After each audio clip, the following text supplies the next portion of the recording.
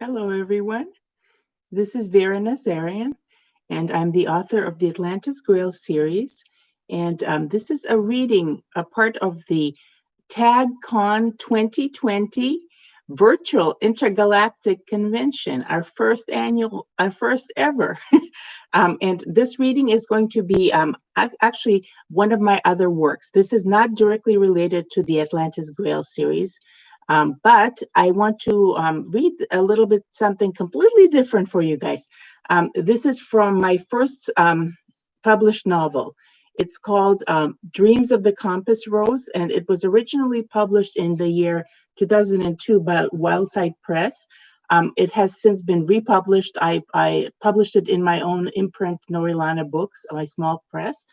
And this is the 10th anniversary edition. This is a paperback. There's also a trade hardcover edition. And of course, there's an ebook. So you can always take a look at it. But this book is a high fantasy. It is basically similar in flavor to the 1001 Nights, the Arabian Nights, which is basically a story cycle. There are stories upon stories, and they tell a whole greater story. Now, in this one, there are, I believe it's either 13 or 18 tales. I can't even remember. It's been a while, but they're all connected. And if you read one, it's completely standalone. But once you keep reading more and more, you realize that characters from one tale suddenly appear as somebody else in another, and they're a lesser character, and then the main character becomes the other character, and they're all interrelated. And the way the structure works is not like the Scheherazade, who is the storyteller telling, a tyrant prince the story to keep herself alive. No, this is actually a different embedded cycle. I call it a collage novel. And the way the stories are connected is the first story sort of is the end or the last, and it kind of sums everything together, and then you backtrack, and it's like a peeling back the layers of an onion. I love doing that kind of weird mysterious thing up front where it's amazing and it's strange and it's mysterious, and then to discover things you have to keep reading the other stories. So in the very last story you understand the first story. But in any case, I'm going to read one of them to you in the middle of the book. And just to give you a quick background, because the characters are sort of really ancient world Arabian Nights type characters, but I based a lot of it on Armenian, my own background, Armenian, Russian, and the mythology is just kind of like a blend, and it's hard to say. But there are some terms that do go into my ancient Armenian background. And this one involves a young boy. The story is about a boy who he's a really poor orphan. He was found by an old woman in the gutter of some big city in the ancient world, and he's a black-skinned boy. He is I don't really specify if it's Africa or Asia or whatever, but there are certain kind of underlying things where he is probably African in our own the replica of our own world. But there's also a Chinese girl, and her country I call the kingdom in the middle, which is the same word as the Chinese used to call China. So it's in Mandarin, you would say Zhonghua, which is the middle kingdom or the kingdom in the middle. But in any case, this little boy, his name is Nadir, which means the bottom, the lowest of the low, because he was basically found in the gutter. And he becomes a priest. He becomes actually a warrior priest. So he rises in the ranks, and he just the things that he does are intertwined with several other characters' fates. But this story of his is many years later after he's already achieved certain things. And it's called The Garden, the Wind, and the Gong. And I'm going to begin, and you just kind of follow along. And you don't have to know some of the background because it is a standalone, even though this is actually chapter 8, or it's called Dream 8. The Garden, the Wind, and the Gong. The garden seemed to fill the whole world. Nadir walked through air thick with the perfume of blooming flowers and the moisture of early morning. The dawn mist was fading, settling in the form of dew upon the mosses of earth and the trunks of trees, but visibility was still low. Shapes of green surfaced out of translucence, appearing to float over earth that had no surface, no bottom. And the great mountains in the distance had their tops rubbed off by the clouds, peaks dissolving into the silver darkness of heaven. Nadir followed a narrow path toward the ornate structures of the ancient monastery that had been built upon the uneven ground. Parts of it were upraised on a hill, concave curving rooftops with shingles painted in deep jewel tones and encrusted with gold leaf, with sharp spires raised in the center. Others lower down, and a great wide staircase lay winding up along the verdant slopes of the hill toward the pinnacle. At the pinnacle of the hill, at the foot of the ghost mountains that blended into heaven, was the secret temple of ancient wisdom that he sought. And within that temple was the world's truth.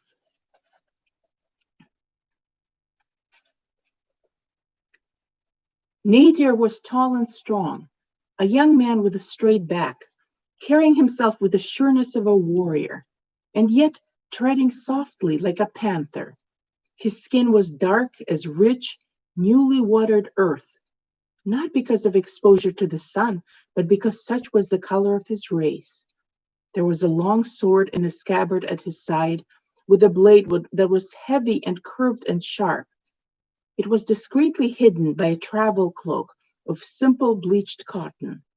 A cotton wrap covered his head, protecting him from the wind and sun, for he had come from afar, days and weeks and months away from here, from the scalding desert, from the scalding heart of the desert that filled with desolation the distant west and south of the compass rose.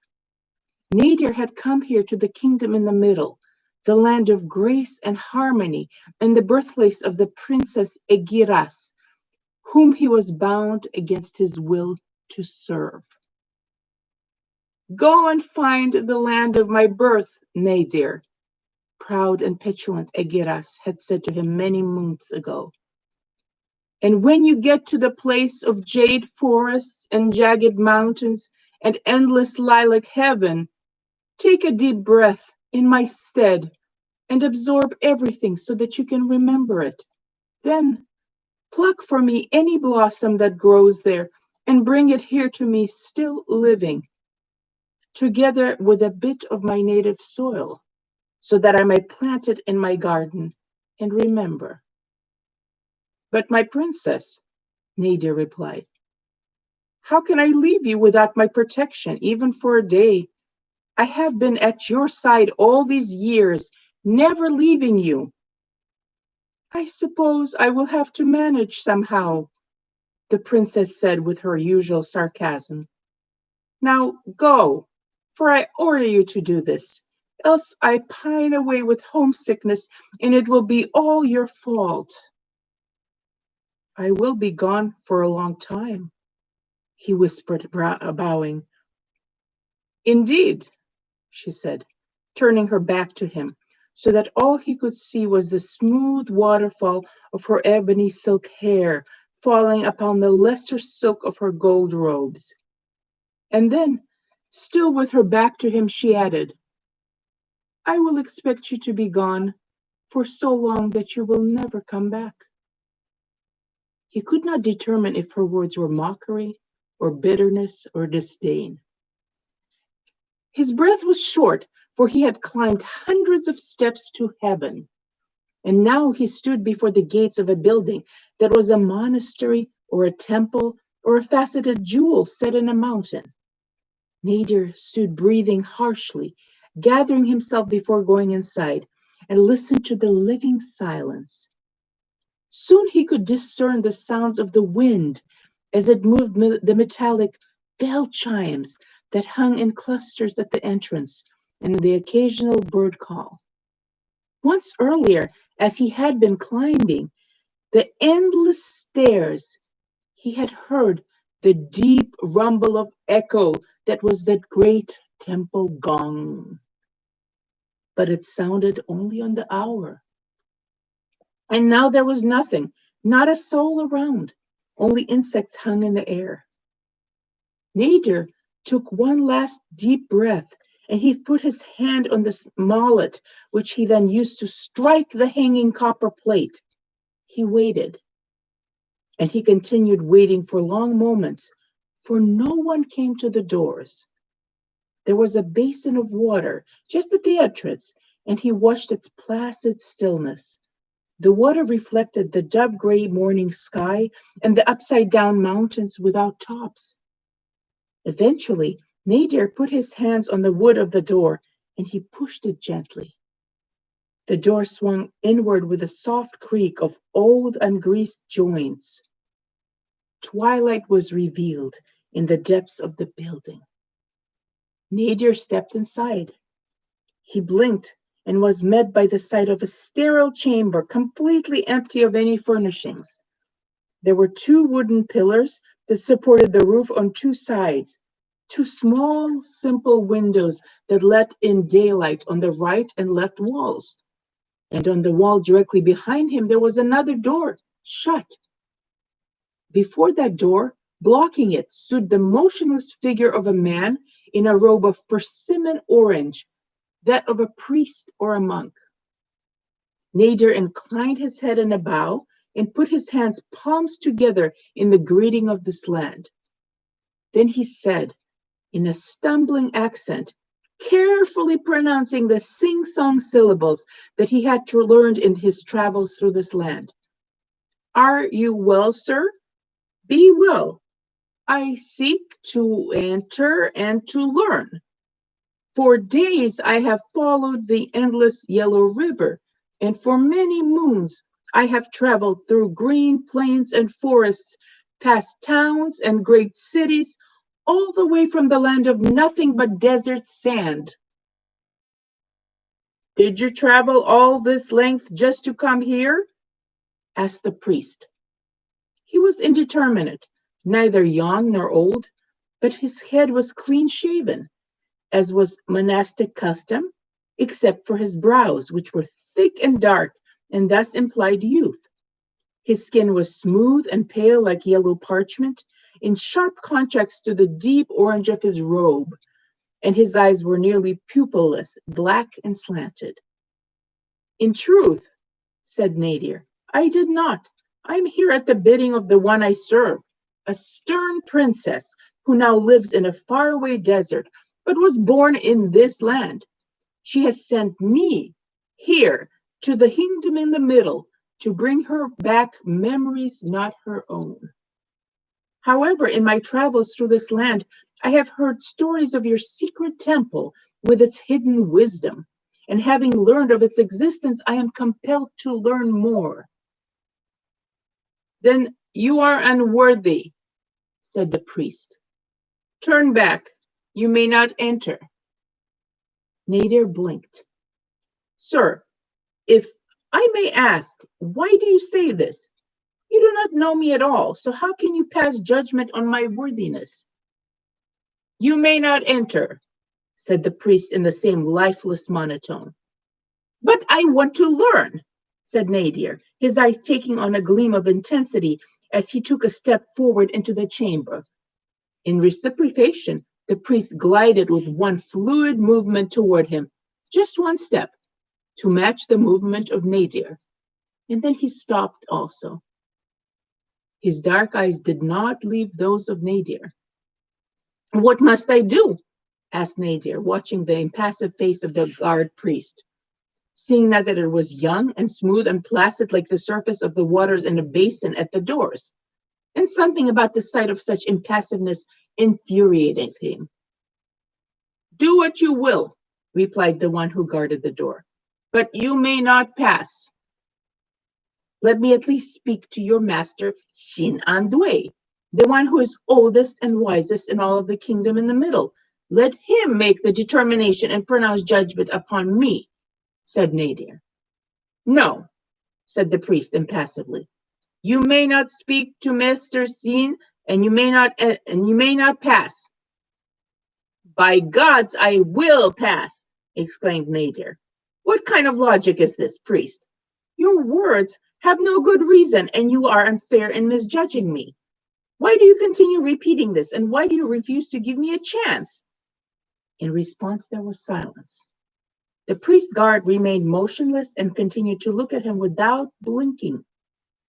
A sudden gust of anger came to overwhelm Nadir, a mindless elemental feeling. He frowned, pausing in consternation while possibilities sped before his mind's eye. In reflex, the fingers of his hand tensed in a grip. The priest watched his hand, saw the clamping of a fist and peculiar silence. And then he took a step back, bowing, with his own hands held palms together. Then he stepped back again, this time flexing his right, then left knee, and moving his hands in circular arcs in deceptively slow figures of combat.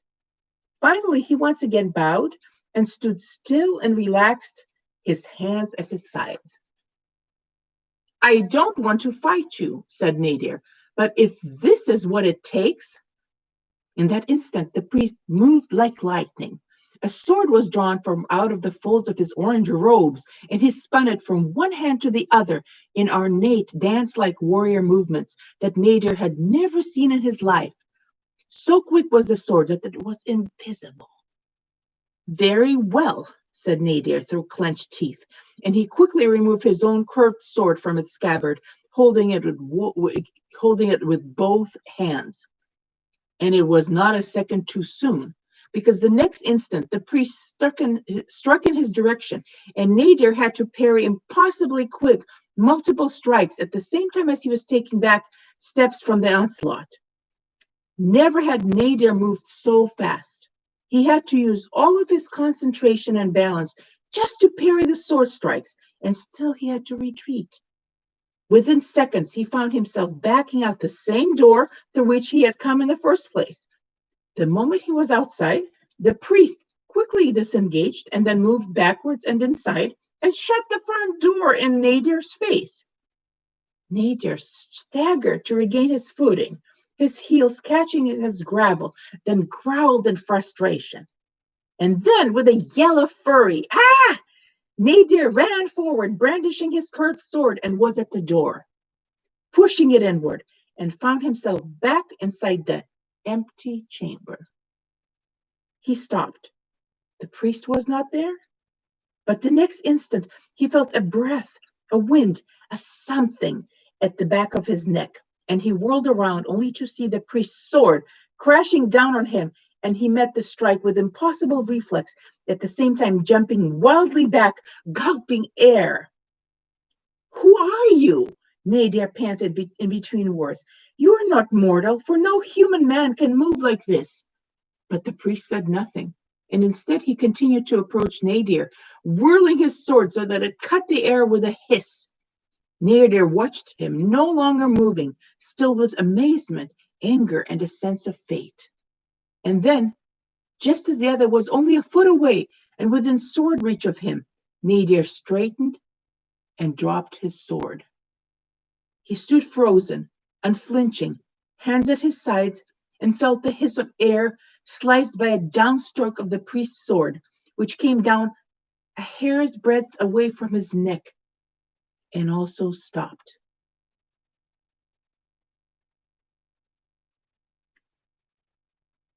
"Why do you stop? Why do you drop your sword now?" asked the priest, continuing to hold his sword blade pointed at Nadir's neck. The priest's voice was calm and placid, and his breath had not even quickened after the violence of their sword exchange. "I'm not sure," whispered Nadir. "I'm not sure why I dropped the sword. Maybe because in that last instant I felt that it was no use to fight you, who are my superior, and I resigned myself to your sense of justice." And then Nadir exhaled in relief. "I see that I was right to trust your will, for you did not complete the strike when you could." The priest suddenly smiled, and the shape of that smile transformed his face, no longer a placid, empty basin of water, but bright and warm. He lowered the sword and, with unexpected gentleness, touched Nadir on the neck where the blade had rested only moments ago. I am glad it was your choice, he said. If you had continued to resist, I would have had to kill you, and I do not want to kill yet another good man. Unfortunately, we must maintain this test for all those who dare to seek the secret temple. Then, what is the nature of this test exactly? Asked Nadir. It is a test of pride and awareness of one's limits. Most who come here, after all the travails, after having climbed up the stairs to the feet of the sky itself, most expect too much as the result of their extraordinary effort up to that point. Thus, they would fight me to their own deaths and never surrender, for they are blinded by their belief in their ability to win. I didn't think I could win, Nadir said. I thought nothing. I merely wanted desperately to enter the secret temple. But I admit one more bizarre moment of this, and I would have turned away. The priest nodded. Ah, yes. There are such also, the ones who would come and find me guarding the door, and who would turn away simply because they're too much in awe. Very few find in themselves the right amount of balance to try hard enough, but also to know when to give up and be resigned to the truth. Do you know, kind stranger, that this kind of balance, this openness and flexibility in the face of reality, is one of the first steps towards understanding truth? And with these words, the priest bowed deeply before Nadir and he said, Now you may enter beyond the door. Master Sin will speak with you and will take you to the secret temple. Master Sin was tiny, ancient, and shriveled, with skin that hung in limp folds over bony limbs, with a clean-shaven, hairless skull and sparse white brows over narrow slits of eyes. The eyes were surrounded by an infinite number of wrinkles caused by laughter, and the master's feathered lips quivered in a toothless smile even now. As Nadir bowed before Master Shin, he had the impression that before him was a ball of orange robes draped over nothing but air and topped by a dislocated, wizened head. Welcome, my young son, said Master Shin in a high, trembling voice. So you made it past the door past the guard at the door. Good, good. They were speaking inside a tiny chamber lit only by a candle, which was just beyond the door that Nadir had had to struggle so much to pass. If this was the inner sanctum, the secret temple itself, it certainly didn't look much more than a closet. And after Nadir had waited in this closet room for several moments, Master Sin had appeared and began to talk immediately. And now Master Sin asked Nadir more questions, all while nodding. So you traveled from the desert lands? Once again, Nadir admitted that his interest in the secret temple was incidental, and he confessed his true reasons for being in the kingdom in the middle. Ah, then you are here because you wish to learn how to better serve, exclaimed Master Shin, interrupting him. Actually, if I could, I wouldn't serve any longer, responded Nadir, lowering his head. I want to be free of the bonds caused by my childish promise. Is that so? Said Master Shin. Well then, come along and we will walk to the secret temple and you can tell me you can tell me your life story on the way. But be brief, son, for I am old and I cannot listen to a life's worth of events in a lifespan of retelling. For I have only one life of my own and it is near the end. And then Master Shin giggled and opened a small door in one of the walls that Nadir had not noticed. Bright morning sun struck his eyes, for the door led to the outside. Nadir bent his tall form and followed Master Shin into the sunlight. They were back in the garden, but this portion of it was on the other side of the monastery walls. The mist had cleared, and overhead the sky streamed blue, and the peaks of the great mountains were revealed at last, white and crystalline, and blazing in the sun, for they were covered with the powder that Nadir had learned his journey through the land was called snow, and was the coldest thing he had ever known in his life. Is the secret temple much further from here? Asked Nadir. It is very near, my son. Come along, said Master Shins, beginning to walk in small, quick steps along the terrace and toward a path that led away from the building through the greenery. Nadir followed respectfully. They moved along a clean gravel path, on both sides of which were tall, verdant bushes and flowering trees with delicate, white and rose-shaded blossoms of all shapes and sizes. Looking at them, Nadir was reminded of Igiras and her request. You must not forget to pluck an appropriate flower together with its roots and pack it in soil for the long journey back. Hurry now, hurry, said Master Sin, interrupting his thoughts. The sun is just rising over those distant peaks, and in another moment or so, we will have the best view of the eastern sky over this valley. The light itself was shattered into many colors, for there are still remainders of mist in the air, and you will see colors dance in the wind. And as Master Sin spoke thus, they had come to the end of the gravel path, and before them was a green expanse of a gently sloping hill. A small winding stream came down the hill like a serpent of mirror brightness in the sun, and it sounded like the mingling of rushing wind and bells as the waters ran over rocks and light spray scattered just at the edges of the shore. There were small islets and tiny ponds everywhere, some deep and opaque with growth, others clear and transparent against the rocks, and in those ponds moved bright forms of undulating great orange carp and their lesser hybrid golden koi, surfacing through the waters and then disappearing again. Ah, said Master Sin, just in time. And as if on cue, the sun came to shimmer past a certain outcropping of rock, so that its edge was a bare sliver against the silhouette of the mountain, and it struck the land at a diagonal. Nadir stared and saw lines of sun rays drawn across the air. Where they passed through the moist water spray, there were sudden splintered rainbows of light. Rainbows rebounded and hung like cobwebs, and in their iridescence were tiny moths and dragonflies and other creatures that arose over the ponds and the greenery and swirled over the gardens like living dust motes.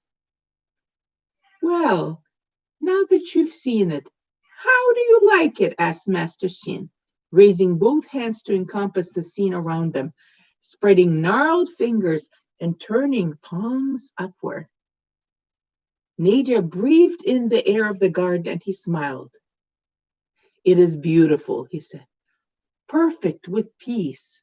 So beautiful that I admit with some shame that I would rather stay here and not walk with you any further toward the secret temple. Maybe we can pause here for a while more. Walk farther? Why, we are here already, my young son. Your heart senses it true, said Master Sin. Behold, around you is the secret temple. Look around with wide, receptive eyes, for this is it. But this is a garden, exclaimed Nadir. What greater temple is there? Said the master, narrowing eyes in pleasure against the cool, water-drenched morning wind. But deep inside you knew this already. No temple made by mortal human hands can ever compare to the temple made by the gods themselves. That building of wood and stone that houses us and that many believe conceals the great secret temple from prying eyes, somewhere in its heart of hearts, is but a decoy for the masses who need this simple, concrete, limited thing in their lives. The real temple is the whole world, and there is nothing as divinely blessed as a blooming, growing garden. Master Scene paused and looked at Nadir. So now, Nadir, you know the secret. You can carry this temple with you always, anywhere you go. And you can worship the gods anywhere where you hear the sound of the wind. And in that moment, a deep bass tone sounded from a distance behind them, issuing from the walls of the monastery, the echo of the sound resounding low and profound. And then it came again, twice. Listen, said Master Shin. The gong sends its sound all across the world to unite it in single-minded focus, where while the wind is the natural sound of the world, the gong is the voice of the wind intensified, a single unifying note that fills the secret temple and reverberates, building in strength. Notice how the sound is everywhere. Yes, said Nadir softly. The sound seems to ring and vibrate in my bones. Good, said the master. This is how you are bound to the secret temple. Each reverberation that echoes through you also echoes back upon the rest of the world, back and forth endlessly until you become inseparable from the living fabric around you. Nadir closed his eyes until he heard the echo behind his eyelids and saw the sound, and then he took in a deep breath. Yes, breathe it, whispered Master Shin. The scent of the blooming garden is also all permeating, and it fills your lungs and then your heart and spirit with heady perfume, and it too is carried on the wind. Breathe deeply so that you will always remember this when you leave us. Nadir's eyes flew open. I never want to leave, he said darkly. I would rather stay here than return to serve her until she takes all my soul from me and drinks me dry. What is the meaning of servitude, Nadir? To serve is to be strong. By serving, you render assistance to one who is weaker than you in one way or another. She needs you, Nadir. Go back to her and serve. There was a pause of silence as they both listened to the wind and the final dissipating echoes of the gong.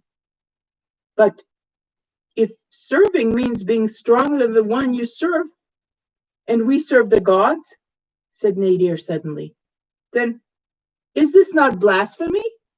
For would it not indicate that we are greater than gods? Master Shin smiled. Ah, but this is where things are turned upside down. For in truth, the gods serve us. They are the ones who watch over us like children, allowing us to grow through our own means and stepping in only to avert the worst kind of disaster. And the greatest evil is not always what we think it is. So often, we mortals raise our voices in anger at the gods, at their perceived indifference or injustice, like a child who is denied a favorite toy, when in fact, the child is preserved from true harm. How can that be? Said Nadir. How can death and sorrow and pain and war not be true harm? For the gods never protect us from those horrors, and the gods allow us all to die. Wherein that is divine justice. Master Shin thought for a moment and then pointed once again to the panorama before them. Look at the garden, Nadir.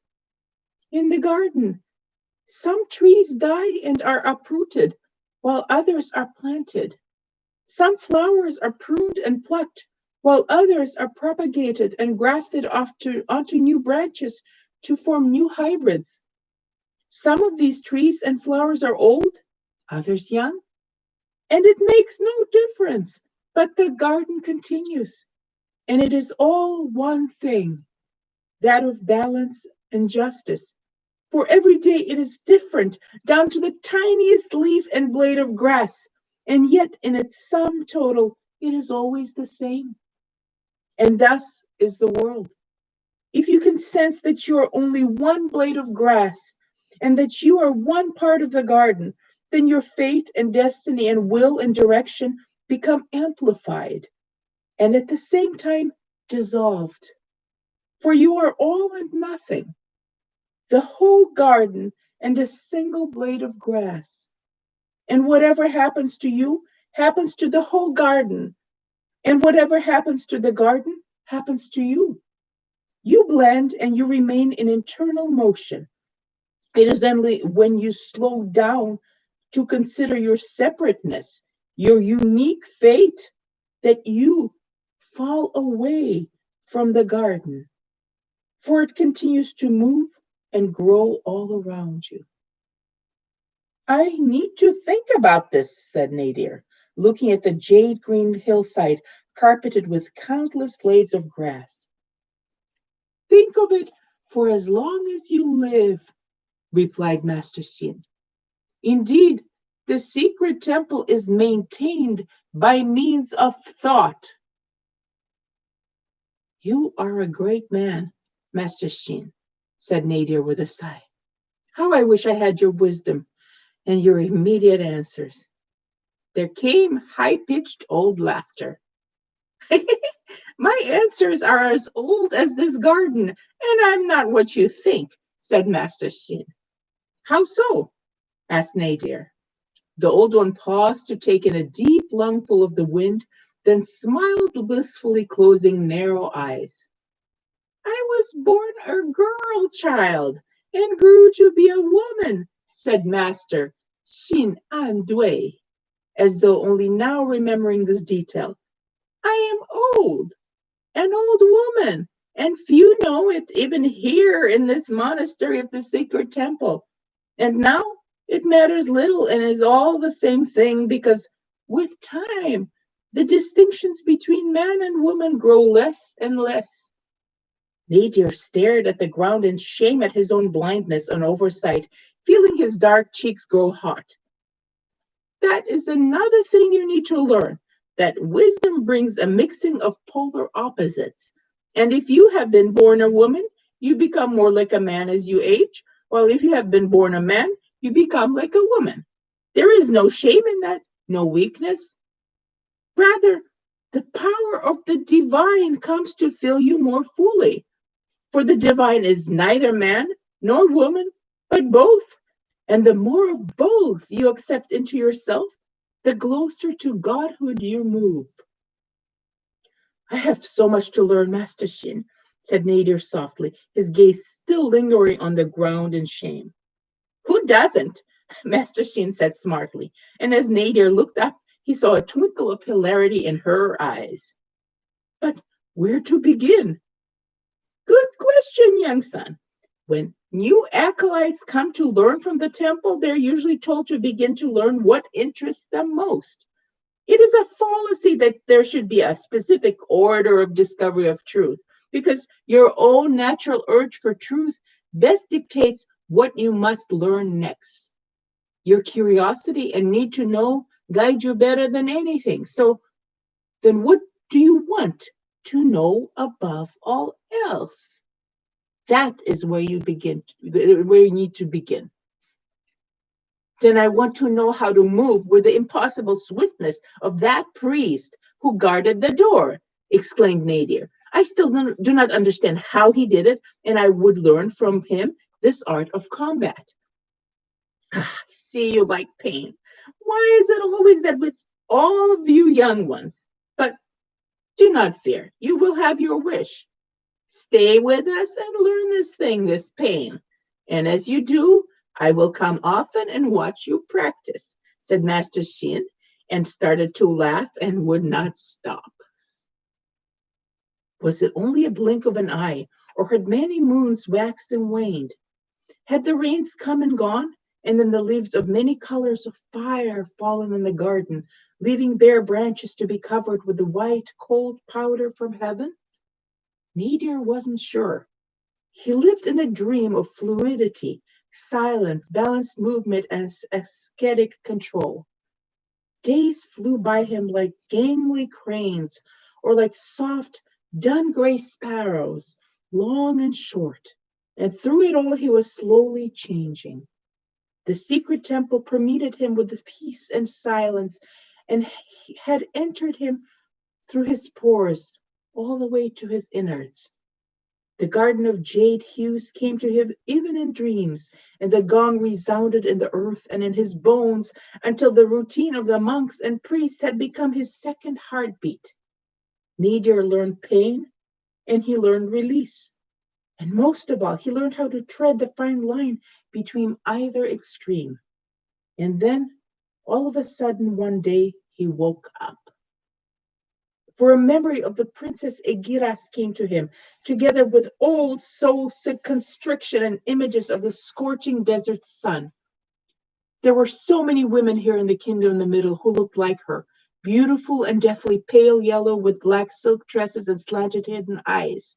And yet, observing them, never was he prompted to remember her who had sent him here. Instead, what touched him was the sight of a great pale flower with rose-streaked petals that grew alone among the thicket of dark leaves on a bush near the bench where he used to sit every day. The flower, proud and pristine, a thing of variegated perfection of whiteness, interlaced with rose, and yet with petals fine and fragile as rice paper, was surrounded in a bower of intimacy by dark protective foliage. Simple appearance appeared the deep green leaves, simple and dark and strong. They shielded the delicate, splendid blossom from all sides, always nearby, yet never touching, never encroaching upon its perfect solitude. Without the embrace of the strong leaves, the flower would not persist, and this revealed to him in part the nature of his promise. Nadir knew now that all peace and reverie was shattered, and he had to go back. He had to return to her and to serve her and to keep his promise to her.